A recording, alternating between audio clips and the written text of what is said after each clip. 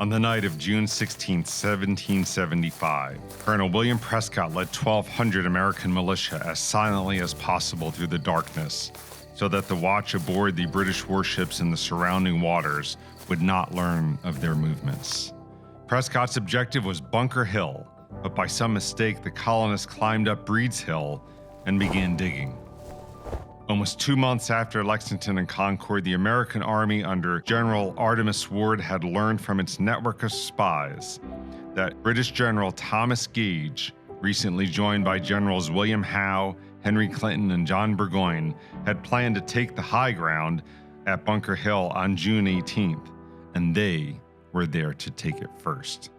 When dawn arrived, the sweat-soaked and exhausted Americans looked over their handiwork, a relatively formidable redoubt with a 6-foot-high breastwork extending on its left flank. When the British spied the American fortress erected overnight, Gage immediately called a war council and ordered Howe to attack. Howe assembled his units and prepared transports to cross the Charles River in 2 trips. They sat down to tea and a bite to eat as they waited for the crossing to be completed and awaited the order to attack. Meanwhile, British warships ineffectually bombarded the sturdy American redoubt, causing only a few casualties. The ships fired heated ordnance into nearby Charlestown to burn the town and root out American snipers. The colonists used the delay to fortify their defenses. Captain Thomas Knowlton and his Connecticut troops extended the left flank and reinforced a rail fence. John Stark led hundreds of New Hampshire militia to guard the far left flank on the beachy shore of the Mystic River and built a small wall. At around 3 o'clock in the afternoon, Howe ordered the Redcoats to attack. The main attack aimed at the Connecticut and New Hampshire troops as Howe hoped to hit the American flank and surround the redoubt.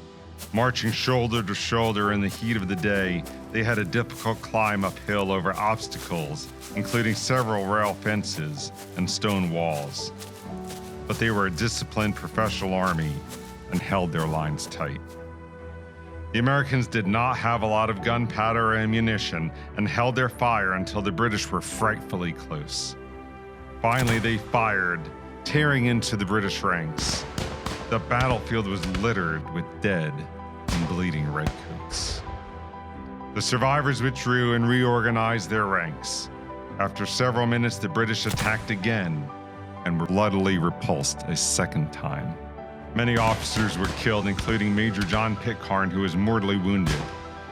1/4 of all the British officers killed in the Revolutionary War died that day. Howe was desperately reinforced with 500 fresh reserve troops. He directed them to assault the redoubt in columns. The Americans were very low on ammunition. The British withstood a bloody American volley and fought their way into the redoubt with bayonets fixed.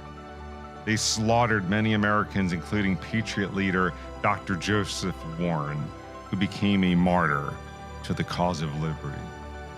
The Americans retreated pell-mell from the redoubt, and several were cut down by the pursuing redcoats. Finally, covered by the Connecticut and New Hampshire troops, the exhausted Americans safely withdrew across the neck.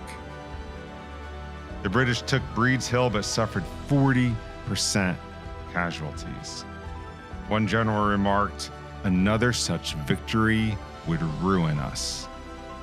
In the wake of the battle, the siege of Boston began. While the battle raged, the Second Continental Congress created the Continental Army and appointed Virginian George Washington its commander-in-chief. Washington would soon arrive in Boston and truly mold the army there into a professional continental one, animated by a passion for liberty.